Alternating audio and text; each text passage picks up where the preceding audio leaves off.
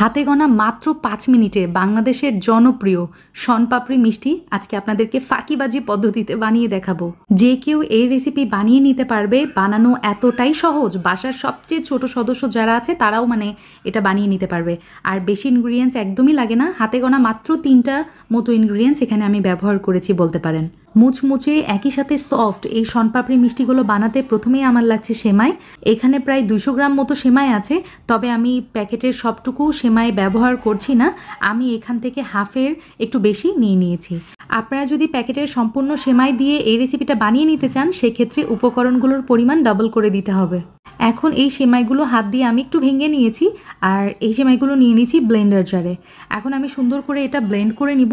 একদম powder blend হবে এরকমটা কিন্তু না, একটু কিছু পাউডার হয়ে গেছে আবার একটু কিছু দানাদারও আছে, এই যে দেখতে পাচ্ছেন এরকমটা হয়েছে। তো সেমাইয়ের মিশ্রণটা সাইডে রেখে দিচ্ছি আর এই পর্যায়ে 3টা এলাচের বিচি আমি একটু গুঁড়া করে নিচ্ছি।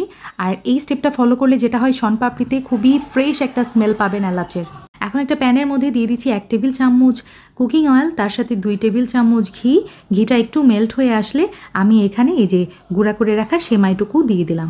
দিয়ে যেটা করব, এখন একদম চুলা লো আছে, এটা কিছু সময় ভেজে নিব, এই ধরেন 2 মিনিট মতো। এই পর্যায়ে আমি সেমাইয়ের মিশ্রণের মধ্যে একটা স্পেশাল মিশ্রণ অ্যাড করছি, সেটা হচ্ছে কাস্টার্ড পাউডার। আমি এখানে 2 টেবিল চামচ মিলিয়ে দিলাম। তো সেমাইয়ের সাথে খুব ভালো মতো মিক্স করে নেওয়ার পর এখানে আমি আরও দিয়ে দিলাম কনডেন্স মিল্ক। আমি এখানে সব মিলিয়ে 3 টেবিল চামচ মতো ব্যবহার করেছি। আপনাদের কাছে যদি মিষ্টির পরিমাণ আরও ভালো লাগে সেক্ষেত্রে আপনাদের পছন্দ মতো এখানে আপনারা আরও ব্যবহার করতে পারেন, তবে আমার কাছে এটা পারফেক্ট মনে হয়েছে। এই পর্যায়ে টেস্টটা আরও এনহ্যান্স করার জন্য আমি এখানে কিশমিশ ব্যবহার করেছি।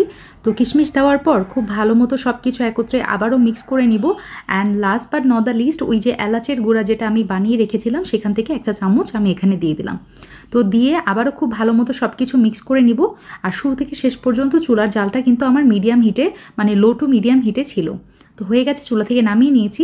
আর এই সেমাইয়ের মিশ্রণটা কিন্তু গরম থাকতে থাকতেই শেপ দিয়ে নিতে হবে, তা না হলে বাতাসের সংস্পর্শে আসার মাধ্যমে এটা আস্তে আস্তে শক্ত হতে থাকে।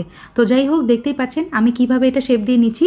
একটা বাটির মধ্যে, ছোট একটা বাটির মধ্যে পলি দিয়ে এখানে ড্রাই ফ্রুটস দিয়েছি, তার মধ্যে সেমাইয়ের মিশ্রণটা দিয়ে চেপে চেপে এভাবে শনপাপড়ির আমি শেপ দিয়ে নিলাম। তো এভাবেই আমি সবগুলো শনপাপড়ি তৈরি করে নিব।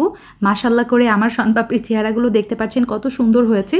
এই শনপাপড়ি মিষ্টিগুলো একবার বানিয়ে আপনারা চাইলে 1 মাস পর্যন্ত সংরক্ষণ করতে পারেন, যে কোনো এয়ারটাইট বক্সে, রুম টেম্পারেচারেই রেখে দিতে পারবেন। ইনশাল্লাহ 1 মাস পর্যন্ত ভালো থাকবে, কিছুই হবে না। আজকের আমার এই শর্টকাট সেমাইয়ের শনপাপড়ি কেমন লেগেছে আপনাদের কাছে অবশ্যই আমাকে কমেন্ট করে জানাবেন। আর ভালো লাগলে please give me a Thums up. ইনশাল্লাহ আবার দেখা হবে। আল্লাহ হাফিজ, আসসালামু আলাইকুম।